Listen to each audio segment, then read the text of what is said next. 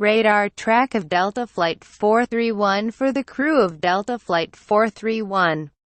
The ride through the outer bands of Hurricane Irma last Wednesday was uneventful. It was breathtaking for the rest of the world, who watched the aircraft on radar flying down to Puerto Rico and back to New York just before the Category 5 storm crashed the Caribbean. It was a tactical operation that put the Boeing 737-900 on a mission to rescue 173 passengers in San Juan. Eager to escape the storm, we felt confident we could get a flight in and get those customers out, and do it safely, said Janine Mardell, the flight superintendent at Delta's Operations Center in Atlanta, who coordinated the flight plan. It's what we do. Subscribe to the Post-Most newsletter. Today's most popular stories on the Washington Post, but at WASNT an ordinary day nor flight. It was the last passenger jet to leave San Juan before Irma hit the crew's bold effort getting in and out of Luis Muñoz Marin International Airport, captured on radar, made it an internet sensation. Its crew became heroes in the Twitterverse after successfully journeying through the storm with such calm. 3 other flights, out of South Florida, had tried to get San Juan that morning, and all turned back unsuccessful. It was a little surprising to see this Delta flight continuing on. Aviation blogger Jason Rabinowitz said in an interview, he tracked the flight throughout the entire trip, cheering it on. An absolutely amazing job, he tweeted as the full flight took off for New York's JFK Airport. That quick-turn mission was carefully orchestrated, Delta said in a detailed account of the flight that provides insight from Mardell and crew members. In Atlanta, Mardell and Delta's meteorology team cooked up a plan, carefully looking at Irma's threat. In San Juan, a team of airline employees prepped the 173 passengers for early departure, and got government officials, TSA and the airport authority on board with the plan. With Irma's outer band already hitting Puerto Rico, prompting other flights to divert, Delta meteorologists were confident the band would pass, creating a window during which winds and rain would subside significantly and allow for the flight's safe arrival, Delta said. Before leaving New York, pilot Capt. Ben Voorhees and his crew huddled to go over the plan and forecast with Mardell. If conditions changed, there was a backup plan to land in Miami.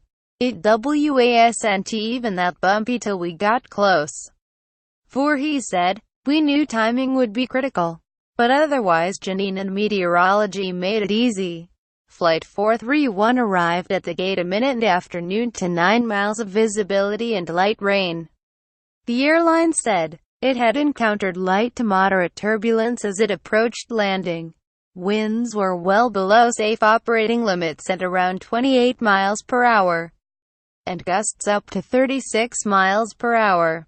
Irma was 90 miles away, which meant the window to get back in the air was short and boarding had to be smooth and quick.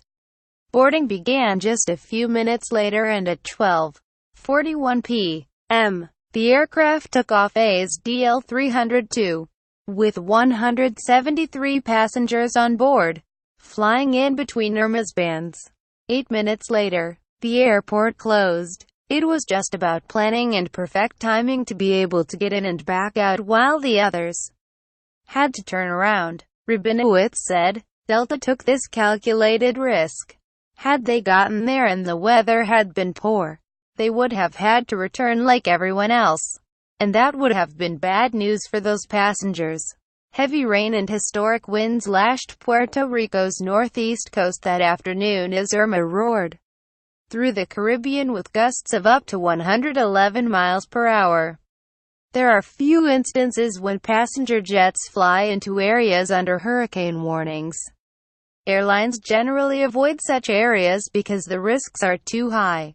Experts say, had the Delta aircraft had a technical fault on the ground or a delay in refueling, chances are it would not have been able to take off. We knew that timing was crucial.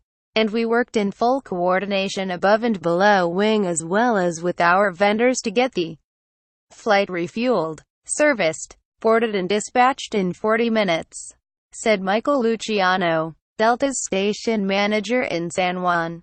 But the crew said they were prepared for rough weather. We were prepared for heavy wind shear, crosswinds, strong tailwinds, but it was no worse than a summer thunderstorm in Atlanta, said Joyce, the pilot, who are based in New York. The best part, Vicky Pannon, one of the flight attendants, said in the Delta account, was getting the passengers out to safety. I am so proud of what we did, she said. Those customers who flew out of San Juan, we're so grateful that we got them out. They clapped and cheered when we landed back safely in JFK.